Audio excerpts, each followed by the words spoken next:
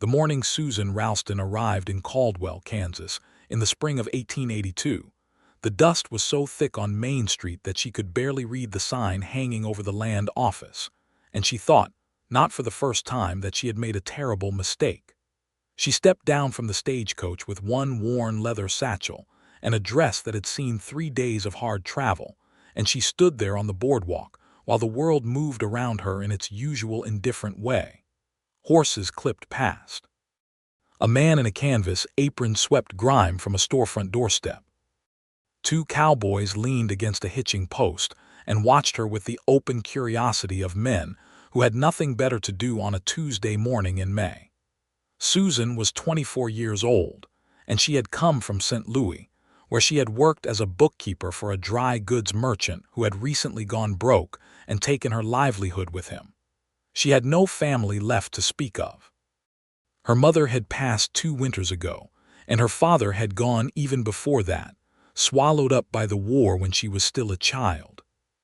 She was not a woman who made dramatic choices lightly, but when the advertisement had crossed her hands through a mutual acquaintance, she had read it 3 times and then decided that standing still was a kind of death she could not afford. The advertisement had read simply, "Reliable woman wanted for record-keeping and household management at the Kendrick Ranch, 8 miles south of Caldwell. Steady wages. Private quarters. Inquire at the Silver Basin Land Office. No prior ranching experience necessary. Discretion required." That last part, discretion required, had given her a moment's pause, but wages were wages, and Susan Ralston had never been a woman who let mystery stop her from eating. She found the land office without much trouble. It was a narrow building wedged between a saddle shop and a barber shop, and it smelled of ink and sawdust and old paper. The man behind the counter had a thin red mustache and small eyes that assessed her the way a man assesses a horse at auction. "You're here about the Kendrick position," he said. It was not a question. "I am," Susan answered. Susan Ralston, formerly of St. Louis. The man, whose name turned out to be Dolan, something about his manner suggested he had once been important and was no longer, looked her up and down and made a small noise of consideration. "Mr. Kendrick said to send anyone suitable straight out." "I'd say you look suitable enough." He slid a single folded piece of paper across the counter. "Sign here." Susan unfolded the paper. It was brief. It stated her name, the position offered, the wage of $14 a month plus room and board, and at the bottom one short paragraph that said, "The employee agrees to conduct the affairs of the Kendrick Ranch with full discretion and will not discuss the business dealings, personal affairs, or financial matters of Hugh Kendrick with any resident, visitor, or passing acquaintance of Caldwell or surrounding territories." "A confidentiality agreement," Susan said. "That's right." "Is there something particular I'm meant to be keeping quiet about?" Dolan picked up his pen and tapped it against the edge of the counter twice. "Mr. Kendrick is a private man. That's all you need to know." Susan looked at the paper for a moment. She thought about the $14 a month, which was more than she had earned as a bookkeeper in St. Louis. She thought about the private quarters, which meant something better than the rooming house she had spent her last dime to sleep in 2 nights ago. She thought about what it meant to be alone in a new place with no money and no connections, and no plan past the next hour. She signed it. And then she folded the paper, handed it back to Dolan, and said, "When does the wagon come?" It came at noon. It was driven by a young ranch hand named Eli Torres, who was perhaps 19 years old, and had the look of someone who had grown up doing work that was too hard for his age. He helped her into the wagon without making a fuss about it, and then climbed up beside her and clicked the horses forward and said almost nothing the entire 8 miles south. Susan watched the land change as they rode. Caldwell dropped away behind them, and then there was just the open Kansas prairie rolling out in every direction, enormous and golden under the May sun, the sky so wide and blue it seemed almost theatrical, like a painted backdrop in a theater. The grass moved in long, slow waves. Hawks circled in the distance. The air smelled of new growth and dry earth, and something she could not name but that felt, oddly, like possibility. "How long have you worked for Mr. Kendrick?" she asked Eli when the silence had stretched long enough. He glanced sideways at her. 3 years. What is he like? Eli was quiet for a moment. He's fair, he said finally. Pays what he says he'll pay. Works as hard as any of us. A pause. He's not much for conversation. Susan absorbed this. The advertisement said discretion required. Yes, ma'am. Does that mean something specific, or is it just the way he is? Eli kept his eyes on the road ahead. I expect he'll tell you what you need to know when you need to know it, he said, and that was the end of that conversation. The ranch appeared first as a dark line against the horizon, and as they drew closer, it resolved into something that surprised her. She had expected something modest, something scraped together the way most frontier operations were. What she found instead was a working spread of genuine size. The main house was 2 stories of whitewashed timber with a wide front porch and real glass windows. Behind it were a large barn, a bunkhouse, several outbuildings, fenced pastures that stretched as far as she could see, and cattle, hundreds of them, grazing in slow, deliberate herds under the afternoon sun. Hugh Kendrick was standing on the front porch when the wagon rolled up. Susan's first impression of him was that he was a man who took up more space than he knew what to do with. He was tall, broad through the shoulders, with dark hair that needed cutting and 3 days' worth of beard on his jaw. He was perhaps 30, perhaps a year or 2 older or younger, it was hard to say. He wore a plain work shirt and trousers with boots that had seen serious use, and he was watching the wagon approach with the expression of a man who had agreed to something he was not entirely sure he wanted. He came down the porch steps as Eli brought the wagon to a stop. "Miss Ralston," he said. His voice was low and even, the kind of voice that did not waste itself. "Mr. Kendrick," she said, and climbed down from the wagon without waiting for assistance. He looked at her for a moment in a way that was not rude but was certainly direct. "You've done bookkeeping before. 7 years. You can manage household accounts, correspondence, supply ordering." "Yes." "You understand what you signed." "I understand it." He nodded once as if a decision had been confirmed. "Eli will show you your quarters. Supper is at 6. We'll go over the books in the morning." He turned and went back up the porch steps and through the front door without another word.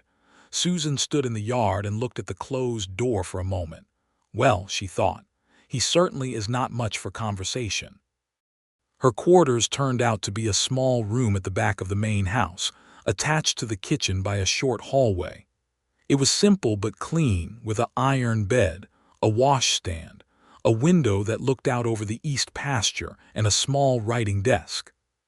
Someone had put a small bunch of wildflowers in a tin cup on the windowsill, which struck her as unexpectedly thoughtful, though she could not imagine Hugh Kendrick having done it.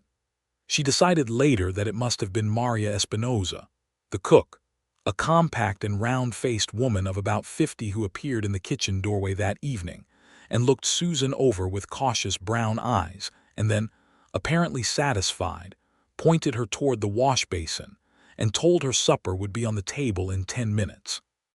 Supper that first night was taken at a long wooden table in the kitchen. Maria served beef stew and cornbread and coffee, and the people around the table were Hugh, Susan, Maria, Eli, and 2 other ranch hands named Pete Colby, and a large quiet man everyone called Swede, whose real name Susan did not learn for several weeks. Hugh sat at the head of the table and ate in steady, focused silence. He answered questions directed at him with short, complete answers. He asked Pete something about the condition of the east fence line. He told Swede that the new horses from the Dawson sale would arrive on Thursday. He did not look at Susan particularly, but he was not unfriendly. He was simply contained, like a man who had learned to take up exactly as much space as necessary and no more. Susan ate her stew and watched and listened, which had always been her best skill and the one that had served her most in life.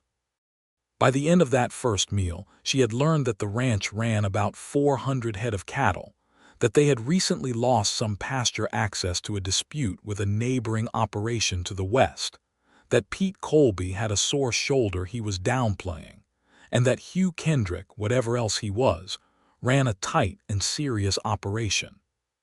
The next morning she sat across from him at the desk in his study, which was a room off the front parlor that was filled, surprisingly, with books. Not decorative books placed on shelves to impress visitors, but working books, read books, books with cracked spines and loose pages and folded corners. She noticed them but did not comment, and when she opened the ranch ledgers she understood immediately why he had needed someone with her specific skills. The books were not badly kept, but they were not well kept either. They were the records of a man who understood cattle and land and weather, but did not particularly enjoy the columns and figures that translated all of it into financial reality. There were entries made in different pens on different days, some in a clear hand and some rushed and barely legible. There were months where the accounts balanced and months where they did not, and the discrepancies had been allowed to accumulate like small, unpaid debts. "I can fix this," she said. He was standing near the window with his arms crossed, watching her review the books. "I know you can. That's why I hired you. It will take me about a week to reconcile everything properly. After that, I'd like to establish a system where we enter accounts weekly rather than whenever there's a moment." He said nothing for a beat. Then, "Fine." She looked up from the ledger. "There's also a discrepancy here from last October, $240 that went out, but I can't find a corresponding supplier invoice or purchase record." His expression did not change. "I'll explain that separately." She held his gaze for a moment and then looked back down at the books. "All right." That was all. But she had seen the slight shift in his posture when she mentioned October, the faint tension that moved through him like a cold current under still water. She did not press it. It was not her business. She had agreed to discretion, and she understood that discretion was a two-way door. You gave it and you got it in return, and you kept both sides of it carefully. She spent that first week doing exactly what she had said she would do. She reconciled the books. She organized the supply invoices. She drafted a system for weekly accounting entries and wrote up a clear summary of the ranch's current financial position, which was, she was relieved to discover, basically sound. The operation was profitable. Not extravagantly, but solidly, the way something is profitable when the person running it is genuinely competent and not given to foolishness. Hugh reviewed her summary on Friday afternoon. He read it standing at the study desk, not sitting, which she had already begun to understand was simply how he preferred to work. When he finished, he put it down and looked at her. "This is good work," he said. "Thank you. You found the feed supplier overcharge in April. $42 on a 160-pound grain order. It was a billing error, I expect, but you should send a letter." "I will." A pause. "You're thorough." "I try to be." He nodded in that single definitive way he had, and then he picked up his hat from the desk and went outside, and Susan sat for a moment in the quiet of the study and felt something she had not felt in a long time. She felt useful. She felt like herself. The weeks settled into a rhythm.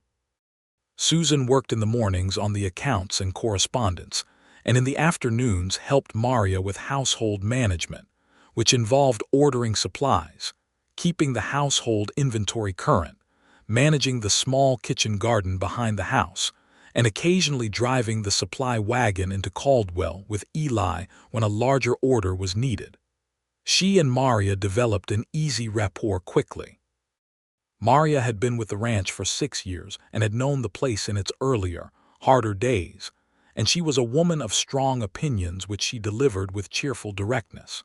She had a husband somewhere in Texas who had gone for work 4 years ago and sent money when he had it, which was not always, and she spoke of him with a mixture of affection and exasperation that seemed to be the honest texture of a long marriage. Maria told Susan things about the ranch that the books did not contain. She told her that Hugh had come to Caldwell 7 years ago from somewhere in Wyoming, though she was not certain exactly where. That he had started with almost nothing and had built the ranch up through sheer unrelenting work and an apparently preternatural instinct for buying land and cattle at the right moment. That he had been married briefly, only about 2 years, to a woman named Clara who had died of fever in the winter of 1880, and left him with a grief that he had folded away somewhere inside himself and padlocked and had not opened since. Was she like him? Susan asked. They were in the kitchen garden pulling early weeds from between the bean rows. Maria considered this. She was bright, she said. Cheerful, you know.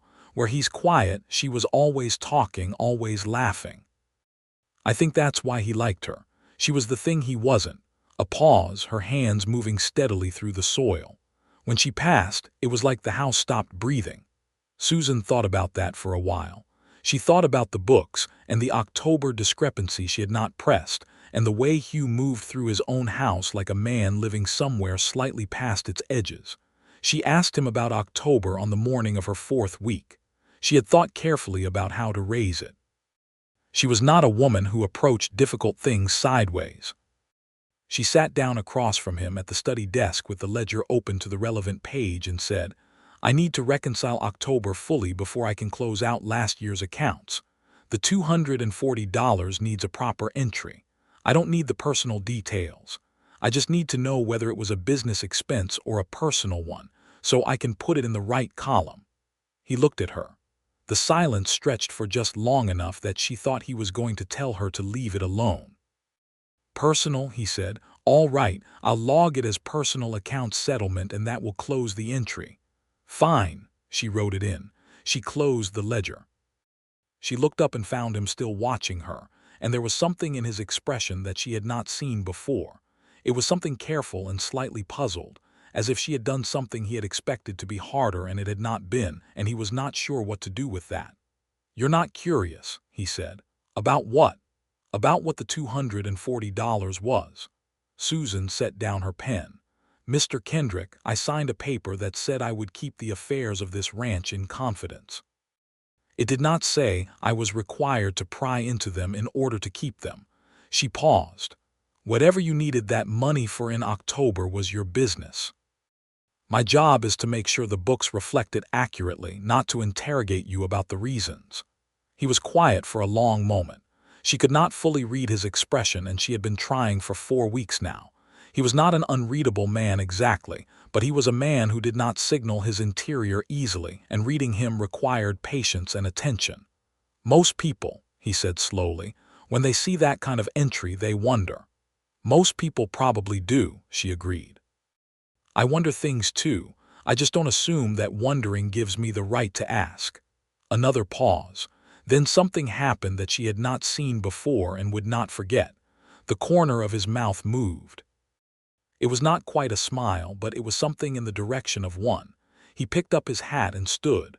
I'll check on the East Pasture survey you asked about and have the measurements for you this afternoon. Thank you, she said. He went out. Susan looked at the closed door and then looked back at her books and tried very hard not to think about that almost smile. May became June, and June began to warm into something serious.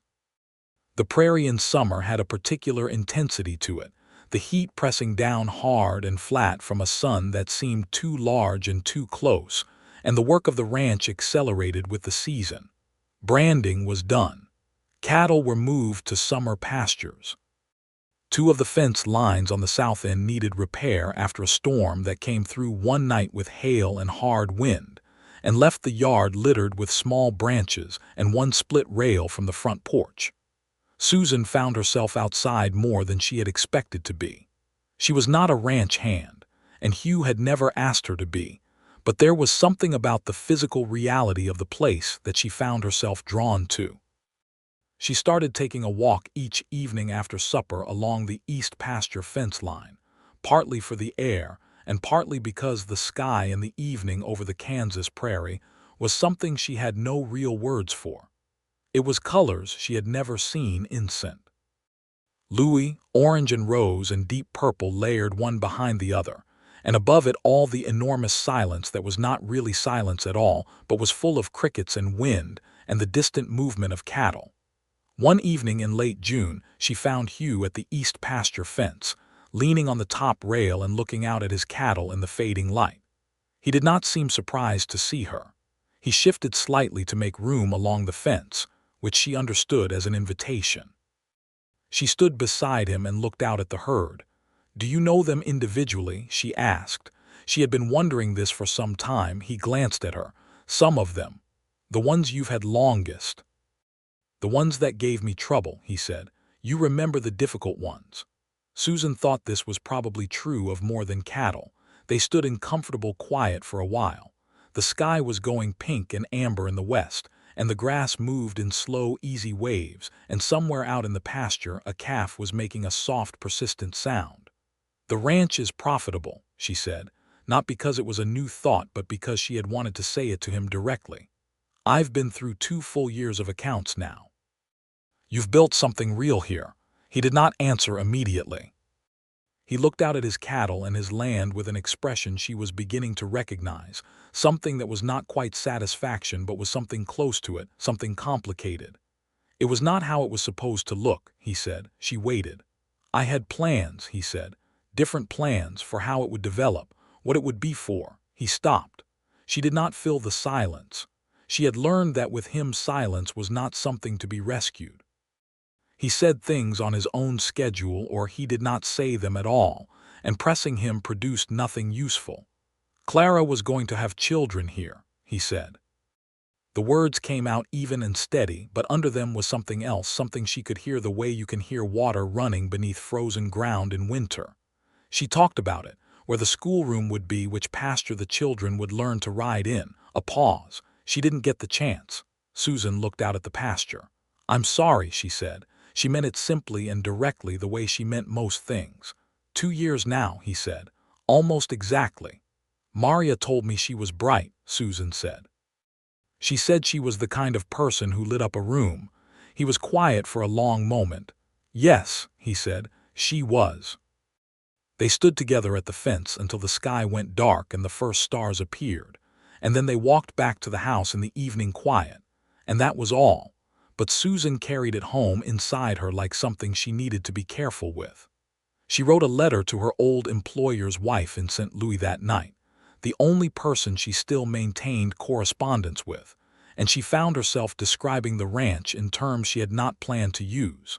She described the way the prairie looked at evening. She described Maria's cornbread and the sound of Eli whistling while he worked. And then she put down the pen and read what she had written and realized she had not described Hugh Kendrick at all, and she thought that was probably because she was not sure she had the right words yet. The trouble with the western neighbor began in early July.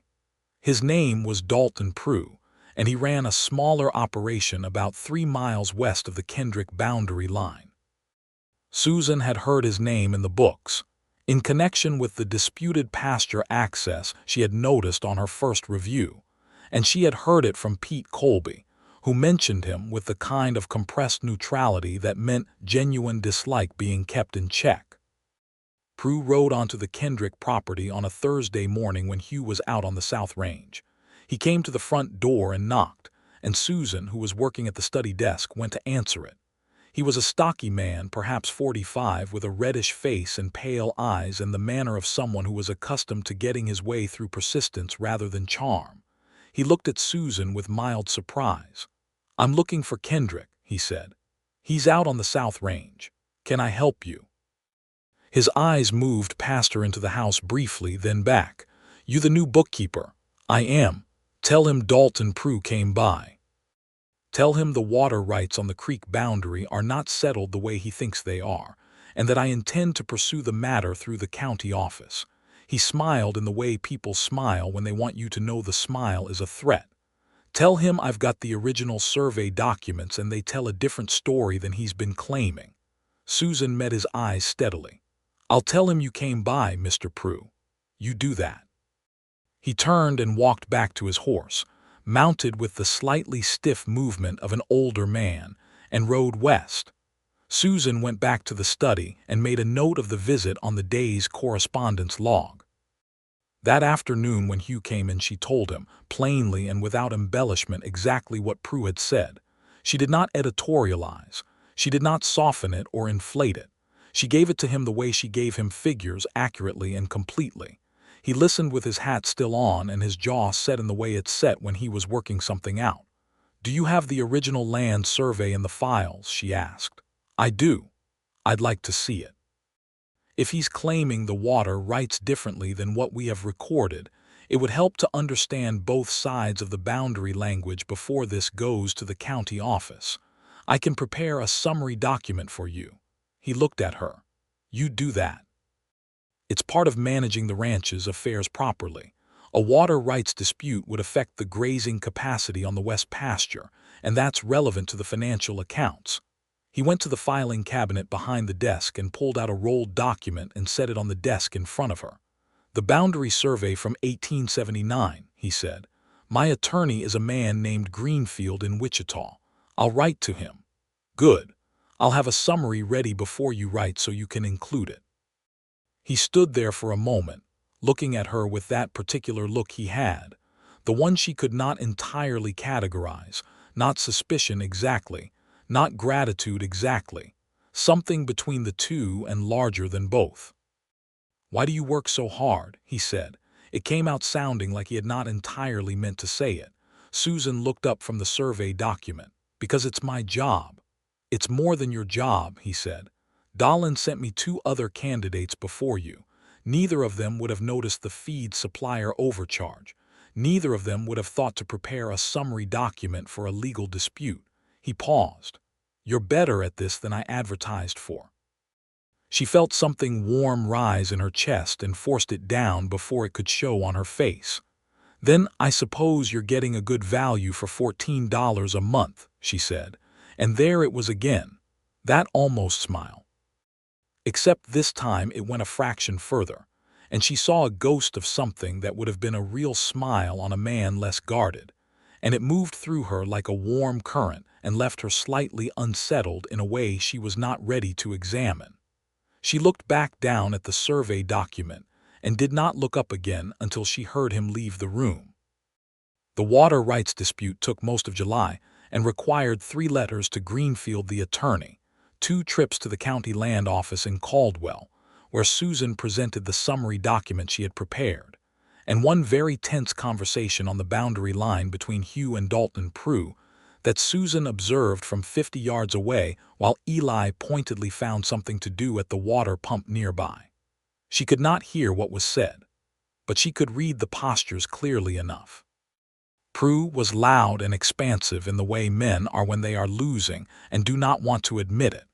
Hugh was contained and still and said very little, the way a river is still when it is deep.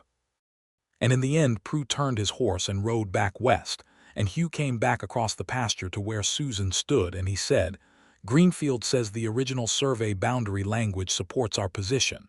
Prue's attorney will not take it to court. Good, she said. Your summary made the difference. Greenfield said it was the clearest land boundary presentation he'd seen from a non-legal source. She felt that warmth again, sharper this time. I'm glad it was useful. He looked at her in the afternoon light. The sun was very bright and she had to squint slightly against it, and she thought later that this was perhaps why she did not immediately compose her expression into something more neutral, because he looked at her for a full moment and something in his face was different from what she had seen before.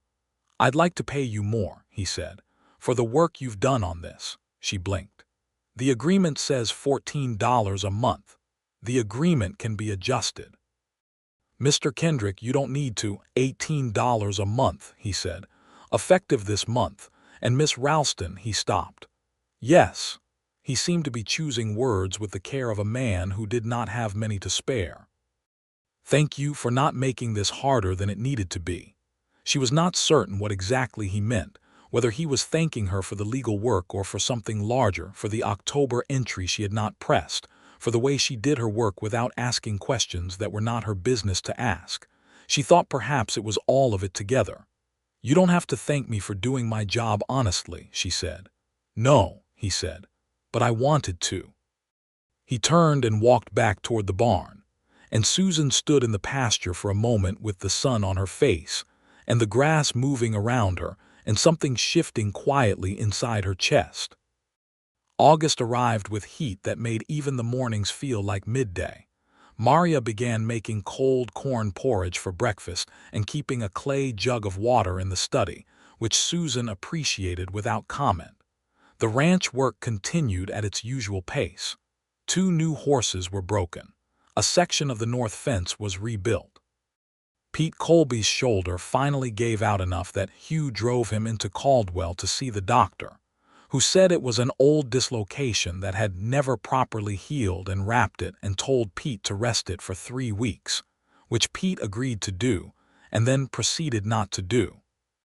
Susan had begun, without entirely deciding to pay attention to Hugh in ways that went beyond the efficient management of his ranch. She noticed things. She noticed that he read at night, that the lamp in his study was lit until well after the rest of the house went dark, and that in the morning there were often 1 or 2 new books on the corner of the desk that had not been there before. She noticed that he was patient with Eli in a way that was particular to him, not effusive but genuine, the way a man is patient with a younger person he has some real investment in. She noticed that he said good morning to Maria every day in Spanish, which she gathered Clara had taught him, because Maria had once mentioned it with a smile. She noticed that he had begun to linger. It started small. He would come to the study to review the weekly accounts, and once the review was done, would not immediately leave. He would look at the bookshelves. He would ask once what she thought about the cattle pricing trend she had noted in her latest summary. He would stand near the window and talk, not very much, but more than before, about the work of the ranch, about what he saw for it in the coming season, about a water improvement project he was considering on the east boundary. And one evening in mid-August, he came in from the range to find Susan sitting in the parlor reading one of his books, because the light was better there than in her room, and she had not had access to a good library in 3 years, and she had simply been unable to help herself. She looked up with an expression that she knew was guilty. "I borrowed it," she said quickly. "I should have asked. I'm sorry." He looked at her and then at the book in her hands, which was a collection of essays by Ralph Waldo Emerson. "You're reading Emerson." I read quickly. "I had one of his collections in St. Louis and I recognized the spine." She started to close it. "I'll put it back." "No." He dropped into the armchair across from the small sofa where she sat. "What do you think of it?" She was surprised enough that she stopped reaching for the bookmark. "He's too certain about things," she said. "He has the confidence of someone who has never had his ideas tested by actual hardship. But the passages about self-reliance are brilliant, even when he's being self-satisfied about them." Hugh looked at her as if she had said something that required recalibration. "I've read it 3 times," he said. "I could never decide if I agreed with him or not." "I think you don't have to agree with him entirely for him to be useful," she said. "A book doesn't have to be perfectly right to be worth reading." "No," he said quietly. "I suppose not." She handed him the book. He took it, and then he did something she did not expect. He turned to a page near the middle and read her a passage. Just one, about the way a man's work is an extension of himself, about how what you build in the world carries your character in every plank and seam. His voice was low and even, and he read well without performance, the way someone reads who has spent a lot of time with words. When he finished, she said, "That's why you built this ranch the way you did." He looked up from the page. "You could have run a rougher operation," she said. "The books tell me that. There were moments where you spent more than the immediate profit analysis would have suggested, on the quality of the fencing, on the well construction, on the quality of feed. You were building something that would last." He was quiet for a long moment. The lamp was burning between them, and the night was pressing warm against the parlor windows. "Clara used to say I was building a cathedral when I could have built a church," he said. It came out with the careful quality of something being said for the first time in a long time. Susan was very still. "She meant it affectionately," he said. "She understood it. She was the only one who did for a long time." He closed the book. "I have not talked about her like this since." "You don't have to," Susan said. "I know." He looked down at the closed book and then back up at her. "That's why I am." The silence that followed was not uncomfortable. It was the kind of silence that is full rather than empty, the kind that forms when 2 people have said something true and do not need to fill the space around it. Susan looked at his hands on the book cover. They were ranch hands, large and scarred from real work, and they held the book with the particular care of someone who respected what was in it. She thought about the almost smile, and the water rights summary, and the way he read to her in the evening light, and she thought, I am in a great deal of trouble. She took herself to bed shortly after and lay awake for a while looking at the ceiling and being very honest with herself. She had not come to Kansas to fall in love. She had come because she needed wages and a roof and work that used her abilities. She had not planned on anything else. She had, in fact, specifically not planned on anything else, because she was a practical woman who understood that feelings were not negotiable, and that the way to avoid being ambushed by them was not to open the door in the first place. But she had opened the door somewhere around the time she had decided not to ask about October, and she thought that perhaps this was the truest thing about Hugh Kendrick that she had learned, that he did not create the conditions that made you care about him deliberately. He simply was what he was, and what he was kept turning out to be more than she had expected. She told herself firmly that she was an employee and that she would conduct herself accordingly, and then she went to sleep. September came with the first real cooling of the air, which Susan received with tremendous relief. The long August heat had made the study work uncomfortable, and the evenings on the east pasture fence something to be endured rather than savored. But now the mornings were crisp again, and the light was different, sharper and more golden, and the ranch settled into the fall rhythm of cattle management and preparation for winter. Hugh had a habit she had discovered of riding out at first light every morning before breakfast, just him and his horse, no ranch hands, no particular destination. She gathered this was how he thought, or perhaps how he reset himself for the day. She had asked Eli about it once, and Eli had said simply, "He's always done that, since before I was here." One morning in early September, she was up earlier than usual, reviewing a set of supply invoices that had come in the previous afternoon, and she heard him come back in from his morning ride and come through the kitchen. And then, instead of going upstairs as he usually did, he came into the short hallway and knocked on the study door, which was partly open. She looked up. He was still in his riding coat, his hair blown from the wind, and he had a look on his face that she had not seen before. Not the contained, even look she knew, but something slightly unguarded, the look of a man who has been thinking hard and arrived somewhere he had not entirely planned to arrive. "There's something I should tell you," he said. "About October." She put down her pen. He came in and sat down across the desk, the first time she had ever seen him sit there. He was usually the one standing. He put his hat on the desk beside him. "My brother," he said, "Daniel, he's in Arizona. He got into debt with the wrong people, serious debt, gambling debt, and when I found out about it last fall, they were threatening him. $240 cleared it." Susan was quiet. "He's not a bad man," Hugh said. "He makes bad choices, he has his whole life, but he's the only family I have left, and when Clara died he stopped, adjusted, started again. I did not want to record it in the books as what it was because I did not want questions. Dahlen has loose lips, and the county tax office does sometimes review ranching records. I didn't want a story going around about my brother."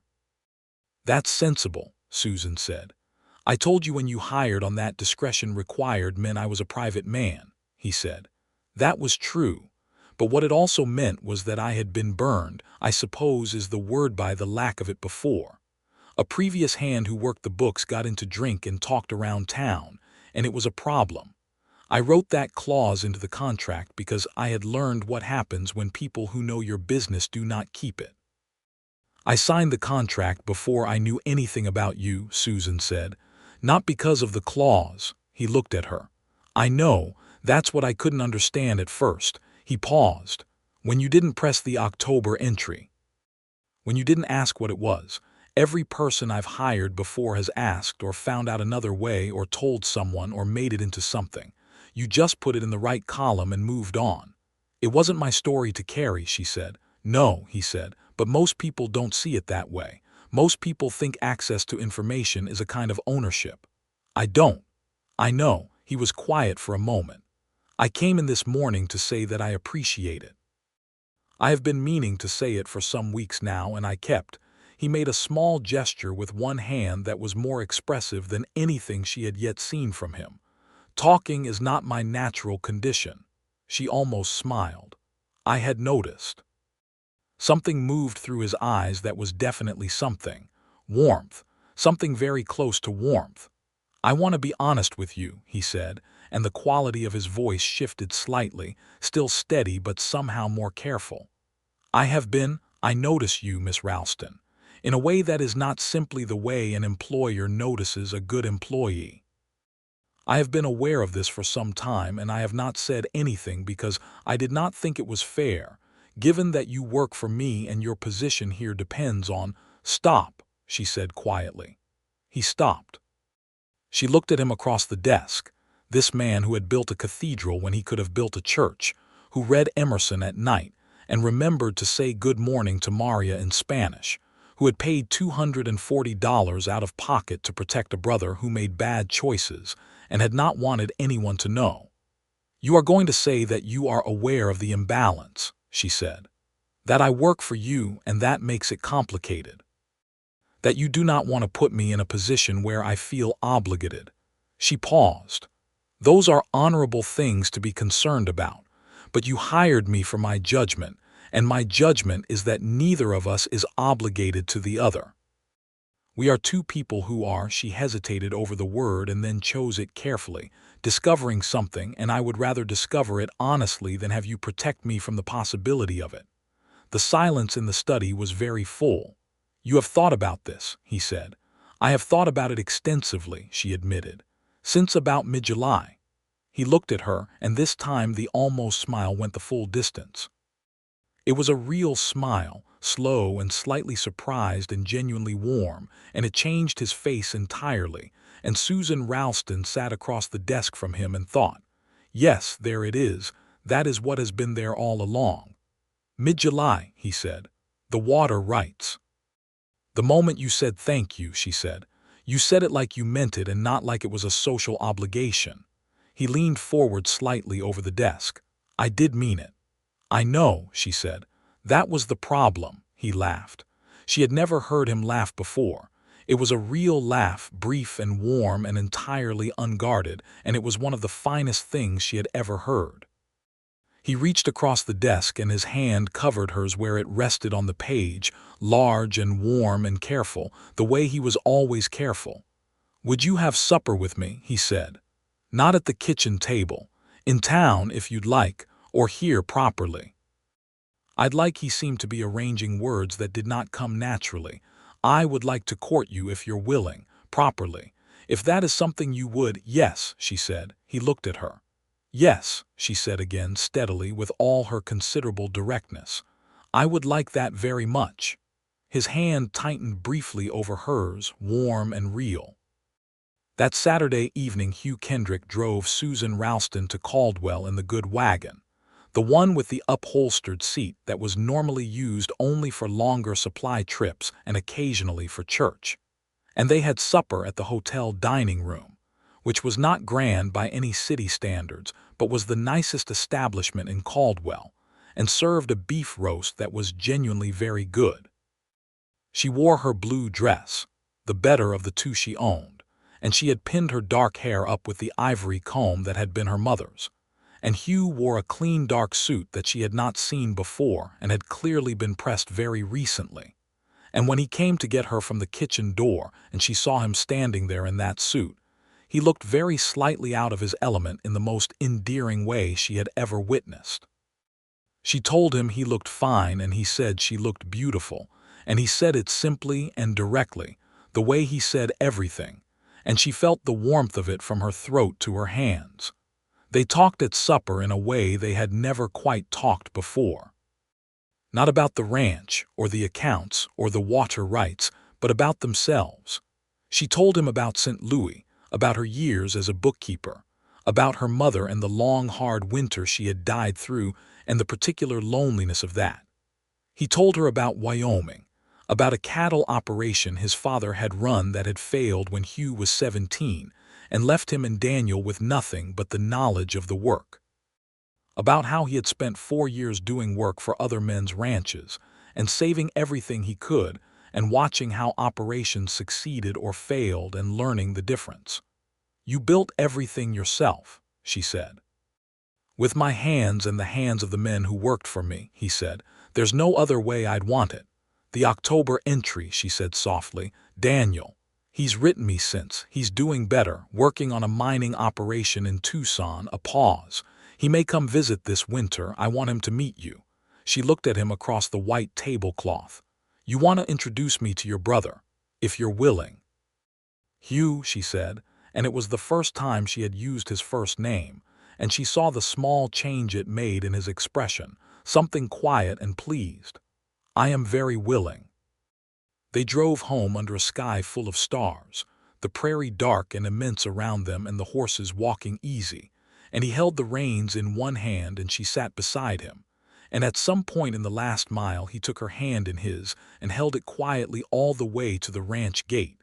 And that was all, and it was more than enough. October arrived, and with it a coolness in the air that carried the smell of what was coming. The ranch was being buttoned up for winter, hay stores checked, wood stacked, cattle moved to the closer pastures. There was a particular kind of busy calm to this time of year on a working ranch, everything purposeful, everything aimed at the same goal of getting through to spring intact. Hugh and Susan had settled into something new. The work was the same, the study in the mornings, the household management in the afternoons, the weekly account review.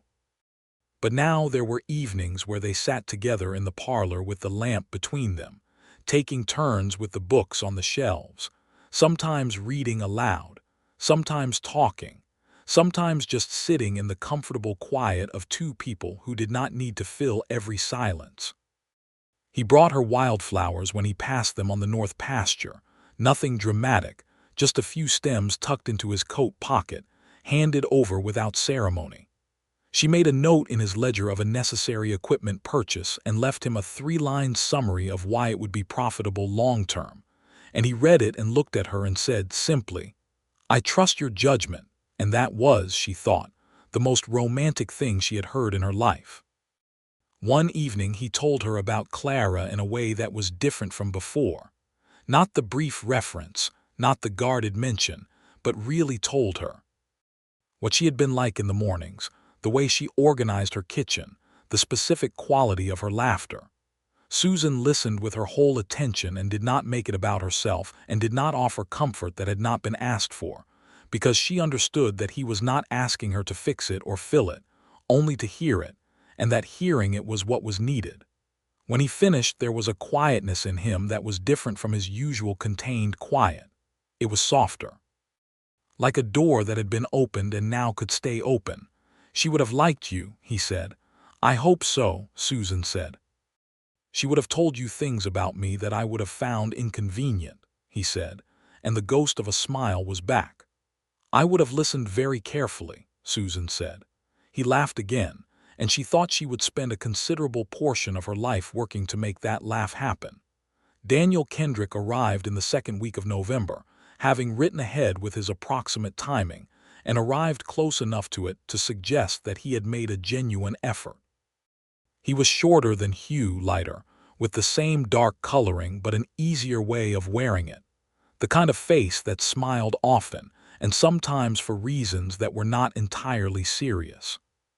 He was 26 years old, and he looked at Susan with the open curiosity of someone who had been given some amount of information and was determining whether the reality matched the account. They shook hands on the porch and he said, "Hugh wrote me about you."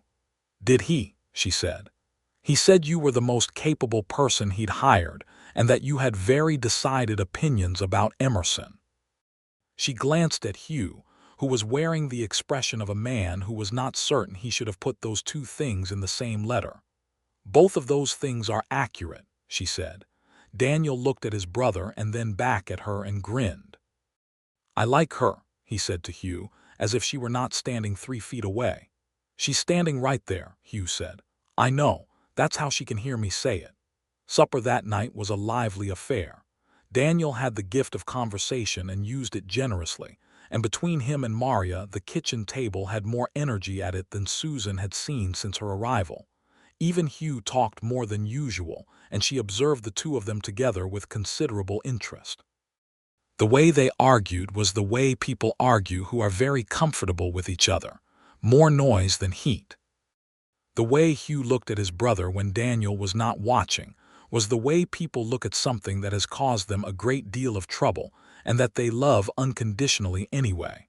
After supper, she and Daniel sat on the porch while Hugh went to check on a horse that had been slightly lame, and Daniel dropped the easy chatter and looked at her directly. "He told me what you did," he said. "October. He told me you found the entry and you didn't press him and you didn't ask and you logged it as personal settlement and you never mentioned it to anyone." "It wasn't my business to mention," she said. "A lot of people would have made it their business." "I know." She looked out at the dark yard.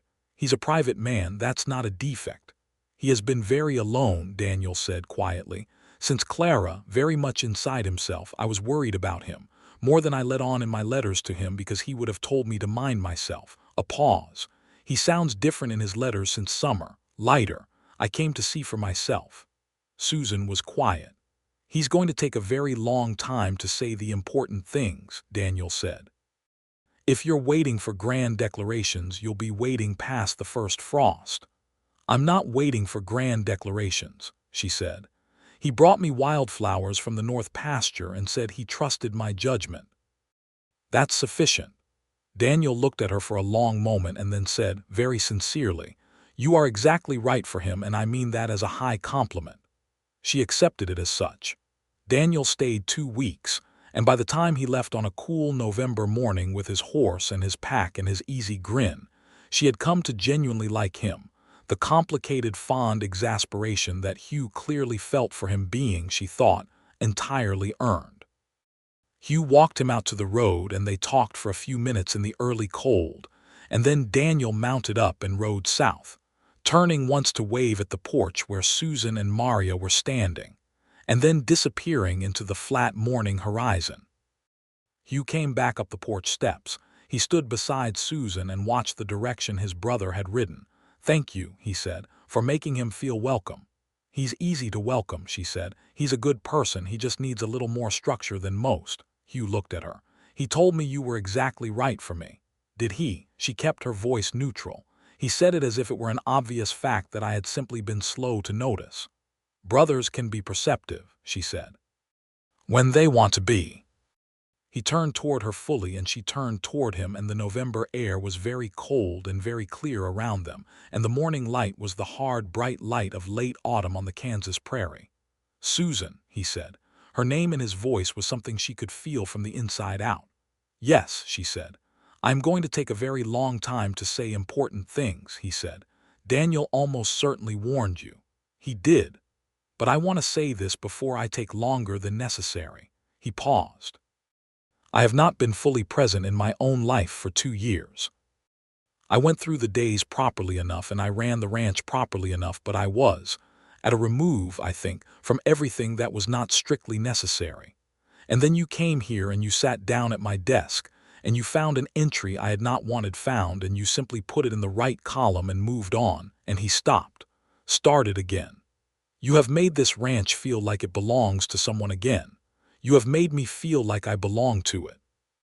I do not have a word for what that is, except that I am grateful for it and I want more of it, and I want it with you specifically."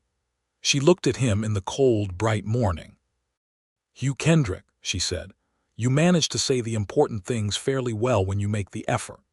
He reached out and took her face in his 2 large, careful hands and kissed her there on the front porch in the November light, and it was steady and certain and entirely unhurried, the way he was in everything he did, and she put her hands against his chest and kissed him back with everything she had.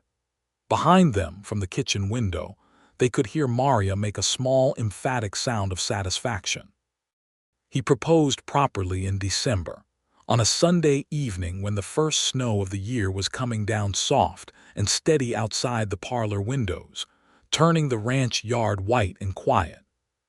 He had a ring that had been his mother's, a simple gold band with a small garnet that caught the lamplight when she held it up, and he asked her with the same directness he brought to everything. "Will you marry me, Susan?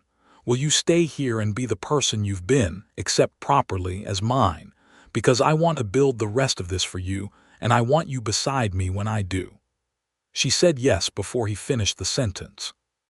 They were married in February of 1883 in the small church in Caldwell that Hugh attended irregularly, and whose minister, a kind man named Reverend Hale, performed the ceremony with genuine warmth in front of a congregation that included Maria and Eli and Pete Colby and Swede and Daniel, who had ridden up from Tucson for 3 weeks specifically for the occasion, and arrived looking considerably tidier than usual.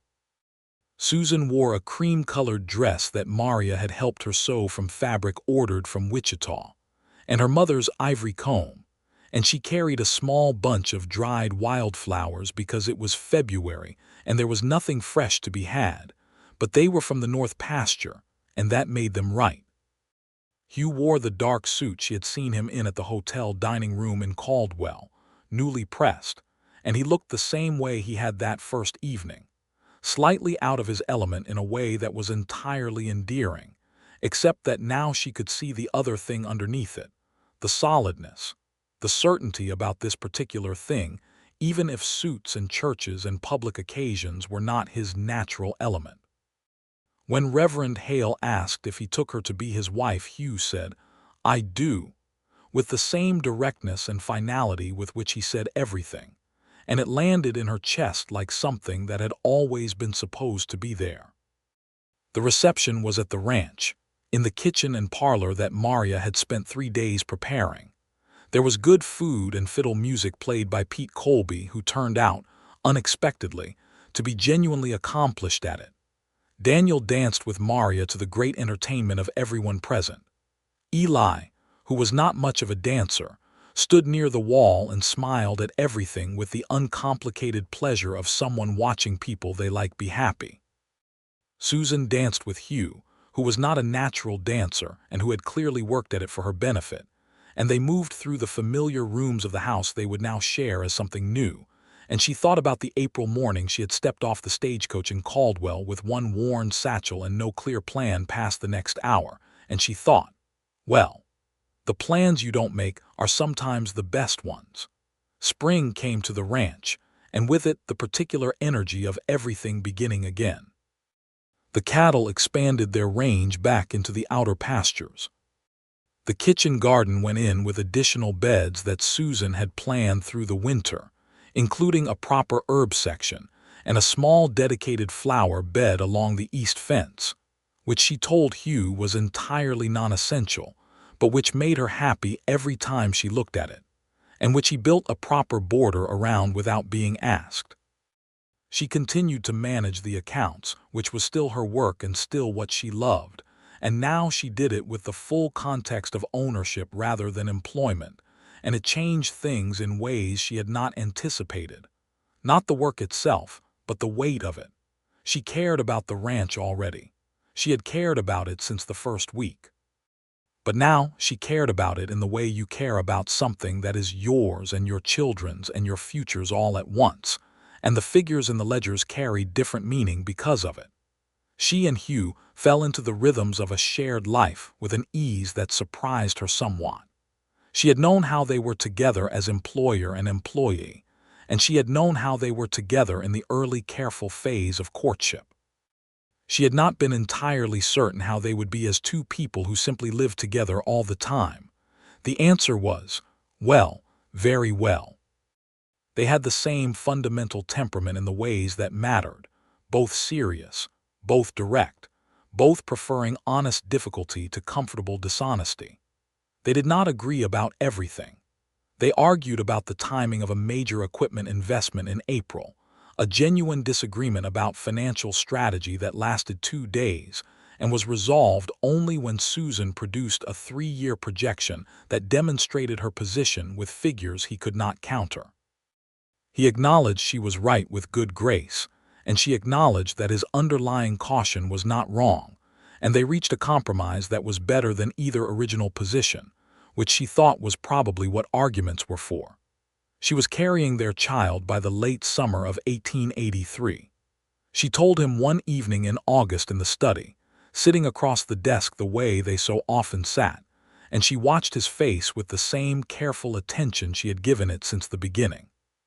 He was very still for a moment, and then something happened that she had only seen a handful of times, the full, unguarded expression, the one that was not the contained, competent rancher but simply a man feeling a thing too large for his usual frame, and what she saw in his face was something that moved her profoundly. He came around the desk and took her hands and held them and did not say anything for a long moment. "Are you well?" he said finally. How do you feel?" "I feel fine," she said. "Strong, I think. The first weeks were hard, but I am past that." "Maria knows," he said, and it was not a question, because of course Maria would know before he did. "Maria knew approximately 3 days in," Susan confirmed. He laughed softly, still holding her hands. "Clara wanted," he stopped, looked at her directly. "I want this very much," he said. "I want you to know that." "I know," she said. "I will worry about you." "You will," she agreed. "And I will tell you when the worrying has become more than is helpful." He brought her hands up and pressed his mouth to them, both of them, and that was more eloquent than most people's paragraphs. Their son was born in early April of 1884, in the same house where Hugh had built everything, in the bedroom with the window that looked out over the east pasture, and he arrived at 4 in the morning when the spring stars were still out over the prairie. Maria was there, and a capable midwife from Caldwell named Mrs. Farrell, and Hugh was in the hallway outside the door because he had been told firmly by both Maria and Mrs. Farrell that the hallway was where he would be useful. The baby was healthy and had his father's dark hair, and Susan decided in the first exhausted hour of his life, his father's expression of contained and serious assessment of everything around him. They named him James Robert Kendrick. James for Susan's father, who had gone to war and not come back, and Robert because Hugh said it was a good solid name, and he liked the sound of it with Kendrick, and Susan agreed. Hugh was allowed in after sunrise. He sat on the edge of the bed and took the baby from Susan with hands that were not entirely steady, and looked at him for a very long time in the morning light. The baby looked back with the unfocused gravity of someone who has just arrived somewhere and has not decided what to think of it. "Hello," Hugh said to him, quietly, as if they were being introduced. Susan watched her husband hold their son and felt something so large and certain and complete that she had no words for it and did not reach for any. Eli appeared at the door at some point that morning, hat in hand, looking as pleased as Susan had ever seen him. "Maria says he's got Mr. Kendrick's nose," he said. "He does," Susan confirmed. "She says that means he'll be serious-minded." "I expect she's right," Susan said. "Congratulations, Mrs. Kendrick," Eli said, with a sincerity that was very young and very genuine. "Thank you, Eli."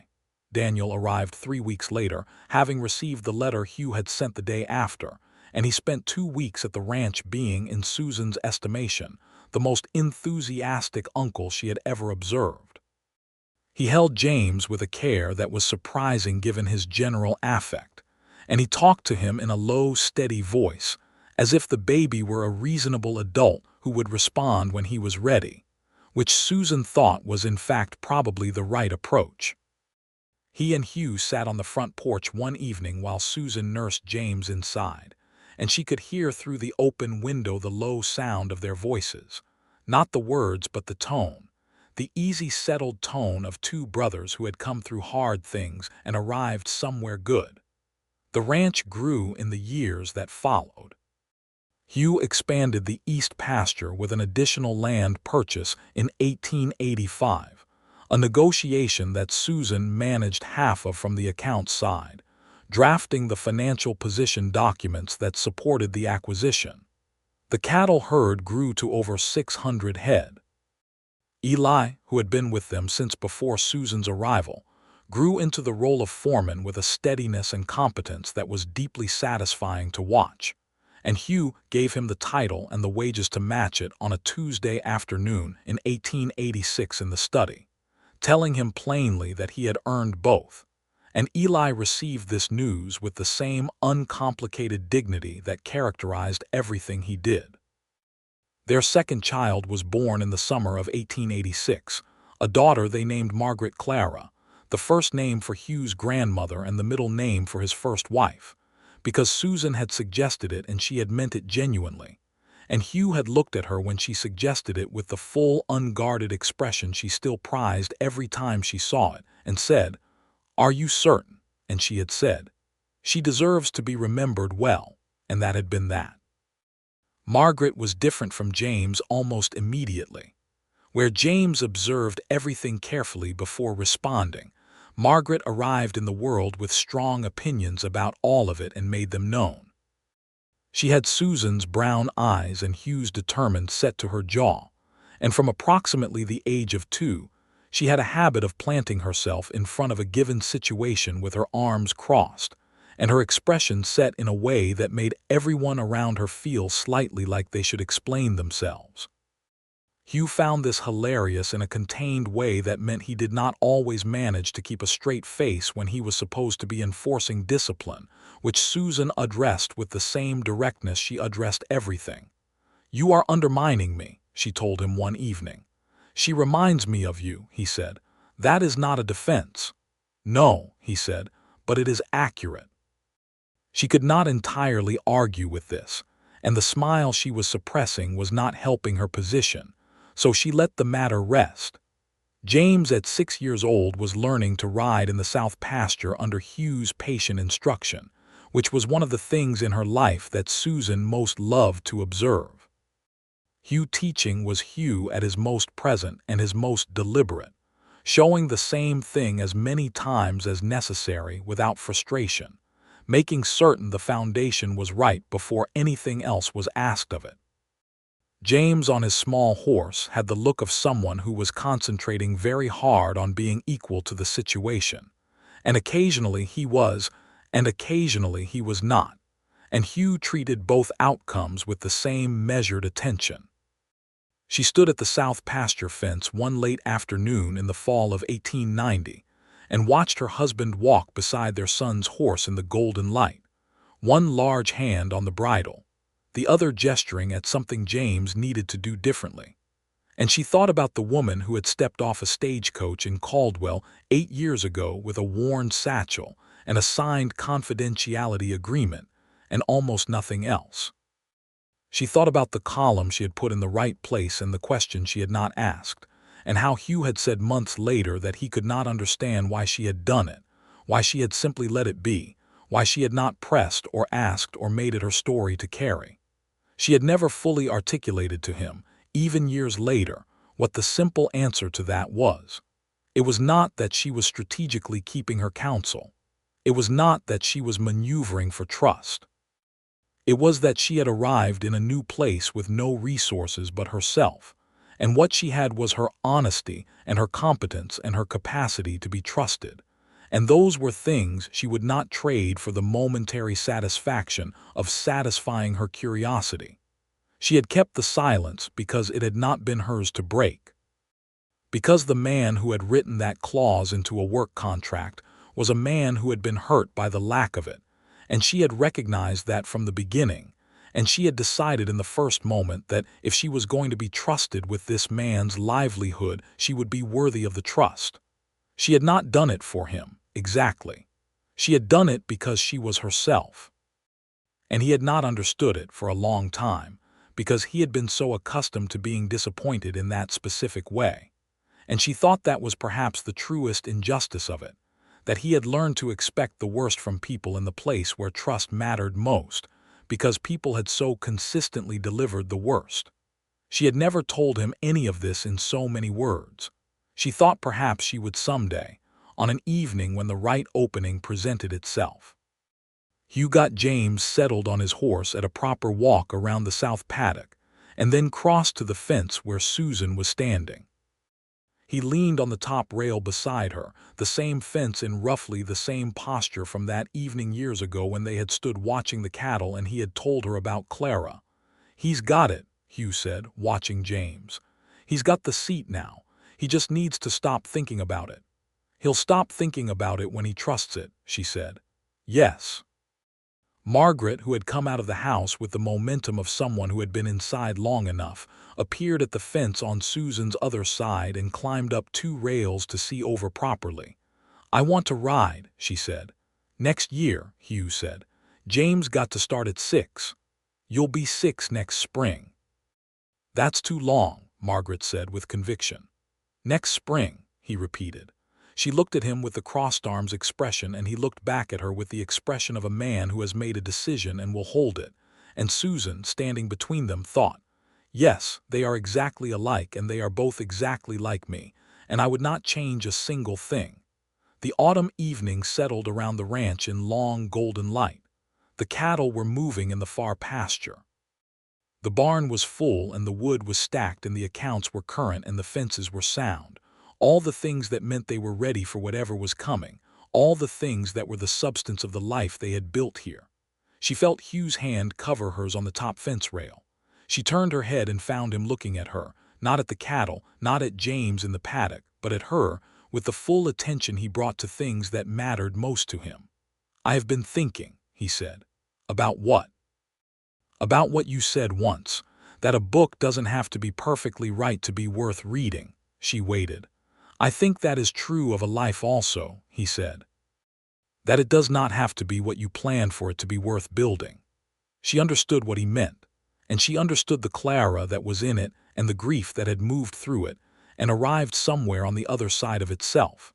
And she understood the $240 and Daniel and the October entry and the wildflowers from the North pasture and the evening when he had read to her from Emerson, and all of the 1,000 small specific things that were the texture of a life shared honestly. No, she said, it does not.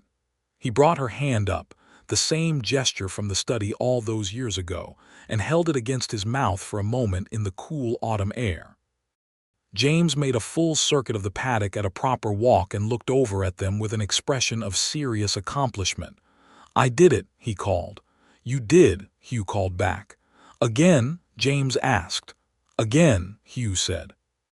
And Margaret climbed down from the fence and went to chase something in the grass, and the stars were beginning to show at the edge of the darkening sky above the prairie. And Susan Ralston Kendrick stood at the south fence of the Kendrick Ranch with her husband's hand in hers and her children in the golden evening around her, and felt the deep shore-settled pleasure of a life that had found its right shape. Not the shape it was supposed to be, not the shape anyone had planned for it, but the true one.